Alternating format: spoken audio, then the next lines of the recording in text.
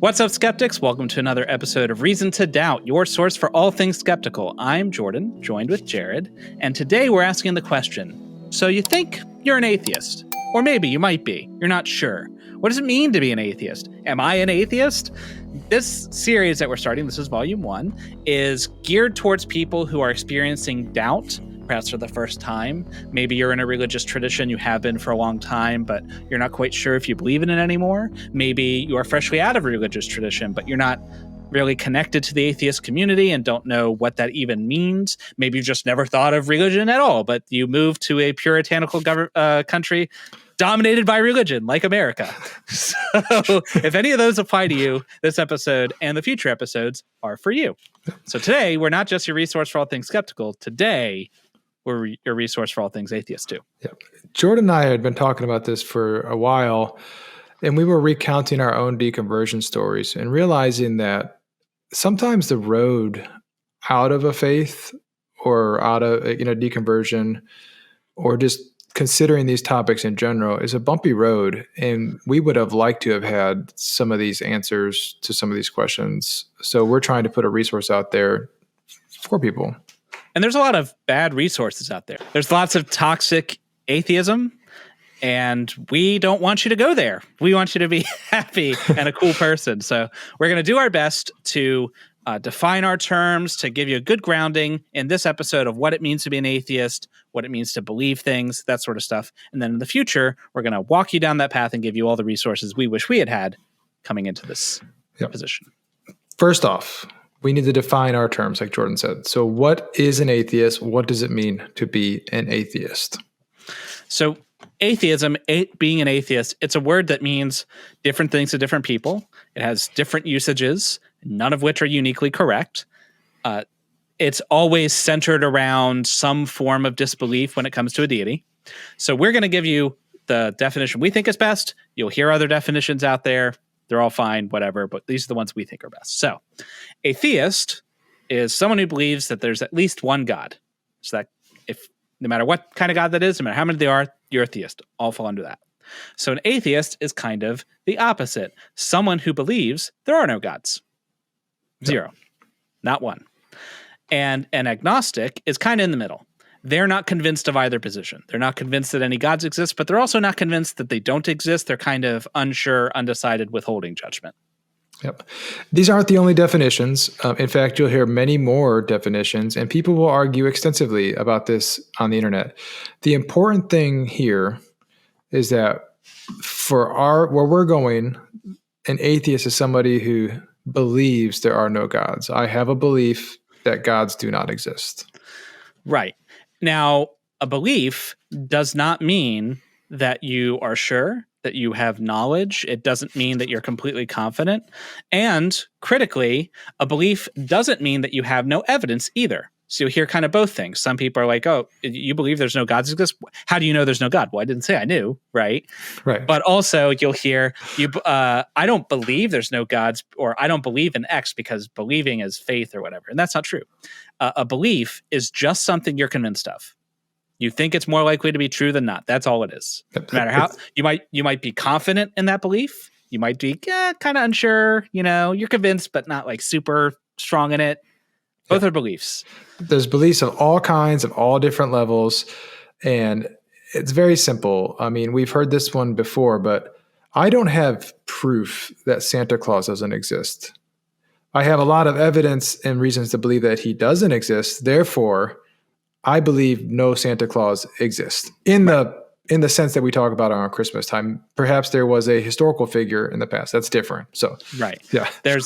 I believe there's no magical figure that's distributing toys to all the good little boys, but mainly the rich ones. Yeah.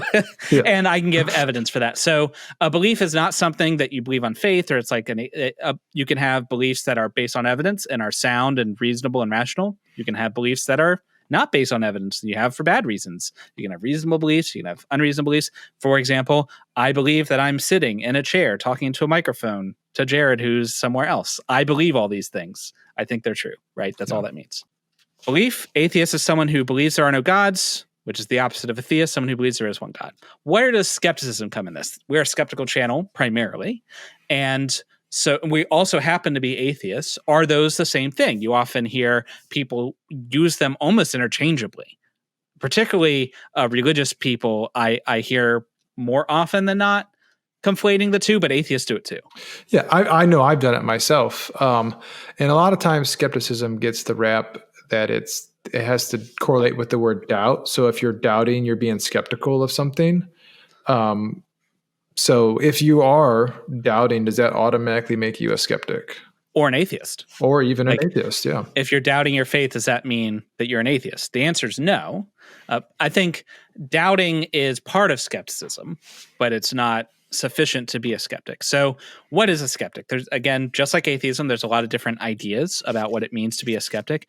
And there's like different schools of skepticism or whatever, but kind of just at a warm and fuzzy level, we think that being skepticism is about embracing doubt as almost like a methodology and trying to be deliberate about having good reasons for your beliefs and critically being willing to change or update those beliefs if you're presented with new information. Yeah. And this is different than cynicism or being a cynic, because that would be a horrible way to live your life. But yeah, being a cynic, like, being like almost aggressively doubtful, perhaps, like, rejecting everything. And also being a skeptic doesn't mean that you don't believe any claim. Like some flat earthers, for example, will say, "Oh, I'm just being a skeptic." No, because part of being a skeptic is accepting when you've got good evidence, right? That's an important part of being a skeptic, right? There are lots of people who claim to be skeptics, lots of atheists who claim to be skeptics. They are not practicing good skepticism because they aren't actually looking for new information. They aren't willing to update their beliefs when they are presented with that new information. So you, as someone who is doubting your previous faith tradition or your current faith tradition, that doesn't make you an atheist. And you can be a skeptic and not be an atheist. Yeah. And you can be doubting your stuff and neither be a skeptic nor an atheist. So we do think it's important, though, that you look into skepticism as a way of life, as a way of approaching the big topics. Right. Particularly if you're wrestling with doubts right now, having a skeptical mindset kind of gives you a framework to process through those doubts. And maybe at the end of it, you remain religious. That's fine. And or maybe at the end of it, you are not religious. That's also fine. Either way, you can be a skeptic. And so that if you work at skepticism, then that'll help you through this period of doubt. I think it's far more helpful than the advice that you might hear, like placing doubt as a bad thing. We had an episode of this previously. Doubt is not a bad thing. Doubt is a perfectly natural thing to experience. If you never experience doubt, then you're probably not thinking very hard. Yeah. There's a reason that our channel is called Reason to Doubt. Yeah. So. Yeah, because we doubt, and there's two of us. Yeah. Very clever. Okay. So that's kind of the definition stuff out of the way. So now you're not sure that God exists, right? Does that mean you're an atheist? Does it mean you're an agnostic? Do I have to disprove God to be an atheist? Like, do I need to be sure? Do I need to be certain? No, you don't. Yeah, that's almost impossible, actually. Yeah, I don't think it is possible. I think it's possible for certain conceptions of God. Like a particular conception of God could be self-contradictory in some way. And so like that one I can rule out for sure, but the finer the definition that somebody gives you of a God, the more probable it is that you could either prove or disprove that God. Right. But God concepts tend to be kind of fuzzy and squishy. So yeah, you're never going to be able to disprove everyone. And there's possibly other God concepts that you haven't thought of, that you've never been exposed to. And that's fine. You don't need to be sure about all of them in order to be an atheist. You just have to have good, sufficient reasons for being confident to some degree that no gods exist and be willing to change that later. If later you come up with if someone gives you new evidence or gives you a new God concept you hadn't heard before, you just change your mind and stop being an atheist. It's no big deal. It's fine. Yeah. And it's not like this is some like math problem where you're like, okay, I'm 50-50 right now. So I'm a pure agnostic. And then you get a piece of evidence in the favor that, God doesn't exist. And you go, now I'm 51-49. I guess that makes me an atheist. Like this is just, you're just either convinced or you're not. And people have done experiments before like this before. Like if I asked Jordan to, be convinced that he's not wearing a bow tie right now, he couldn't do it because he's Right. wearing a bow tie. He can't You're just a bow tie. be unconvinced of something. So, Right. yeah. But also being unconvinced is, like we said, that's a position too. It's called agnosticism, which is totally fine. A lot of people coming out of faith go through a period of agnosticism because it makes sense. You were convinced of A, then you're like, not sure. Then you convinced not A, right? That's common, but doesn't mean that's a linear path. You can hit the agnosticism, turn around, also fine. So you're doubting. Does this mean you're not saved or you're going to hell?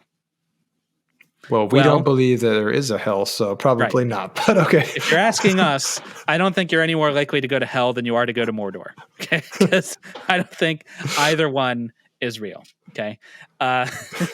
Another common fear is, how will I know right and wrong? Because I've gotten right and wrong from my religious tradition all these years. Like, I've used the Bible as the basis of my morality. How am I going to know how to live my life? Yep, that's a great thing, and it can actually cause a crisis in some people. It's important, though, to realize that when you gave up your belief in a deity, or you were convinced that a deity didn't exist anymore, nothing else in your life or worldview changed. Your ethics didn't change at that point. Your moral grounding didn't change at that point.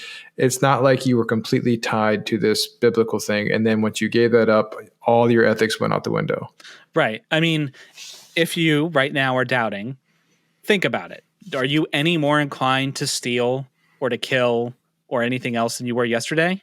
Probably not. Even though in this moment, perhaps you're doubting whether or not the deity exists, whether or not the Bible or whatever religious book you use or whatever, you may be doubting those things, but you are not in this moment any more inclined to do anything you regard as wrong than you were yesterday. And if you were, then go back to believing. Yeah. If believing in a deity is the only thing stopping you from going on a murder rampage, then please stay there. Like, turn off this video immediately.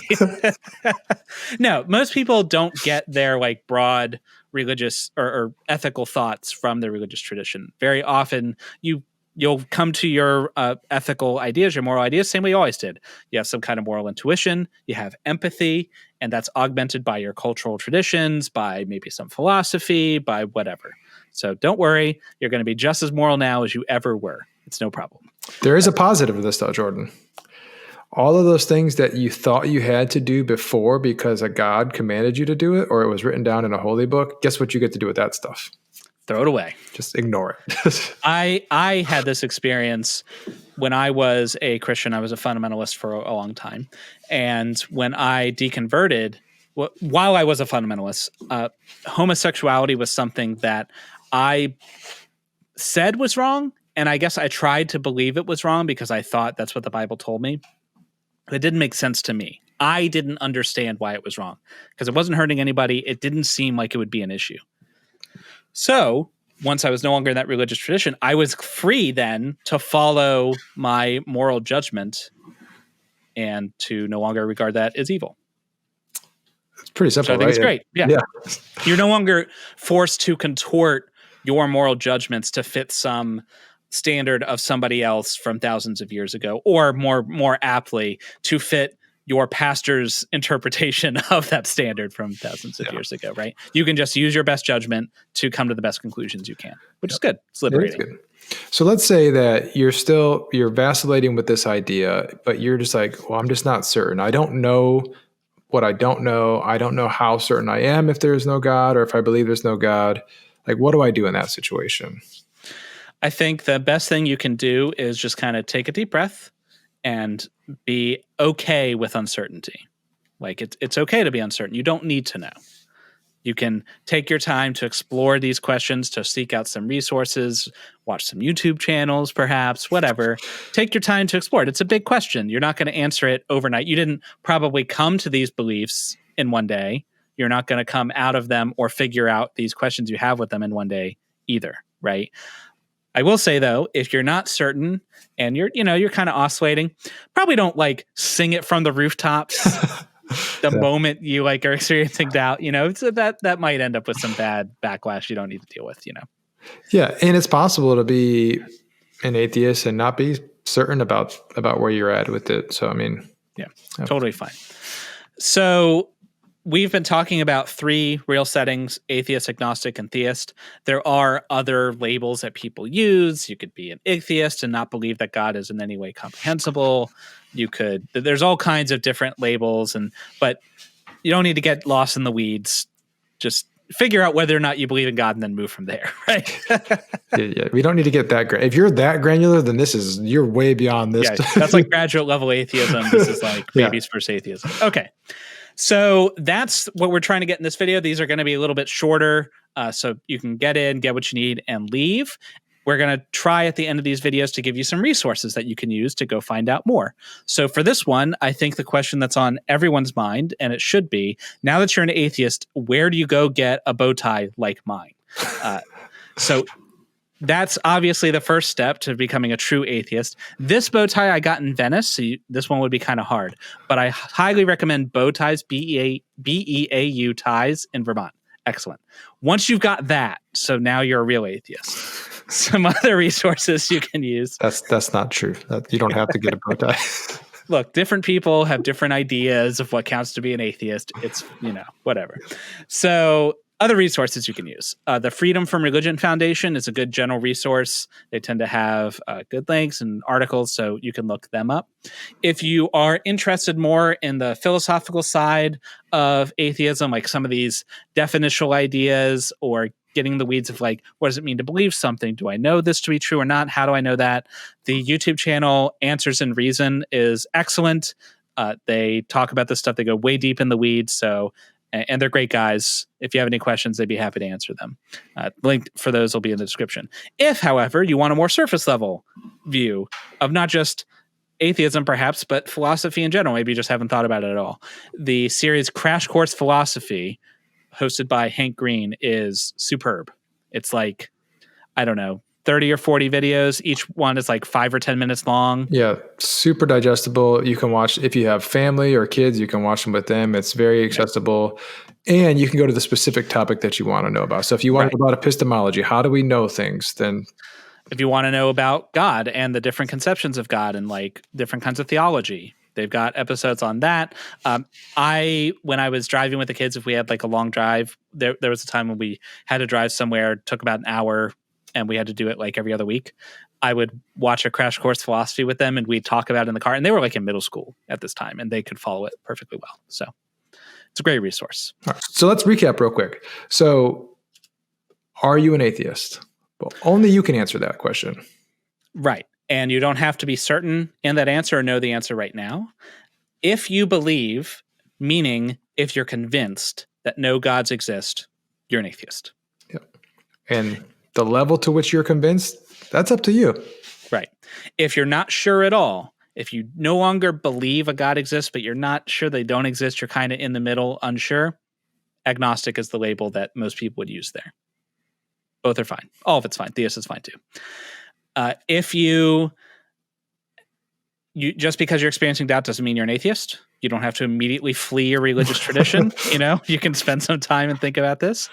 Being a skeptic is a great way to process this doubt. It's something that you can hold on to. The skeptical mindset can serve you well as a religious person. So if you choose not to leave your religious tradition, the time and energy you spent in developing the skeptical muscles will still help you. So that's a skill you can take with you whichever way you land. You don't need to prove God doesn't exist. That's not a thing that's going to happen. So It's a good thing you don't need to do it. What I would recommend doing in this case is take some time, write down your questions, and then go to people within your religious community that you trust, whether that's a pastor or an elder, and ask them your questions. Say, hey, I'm struggling with doubt. These are some of the questions I have, and then see what they say. But don't stop there. Yeah. Go to the other side and see what the other side says as well. Start with, some of these resources that we provided, do some research on your own, and then make an informed decision. Ask questions in the comments. Yeah. We'd be happy to incorporate them. So this is going to be a series we're doing. The next episode we're going to be doing is, so you've decided you're an atheist.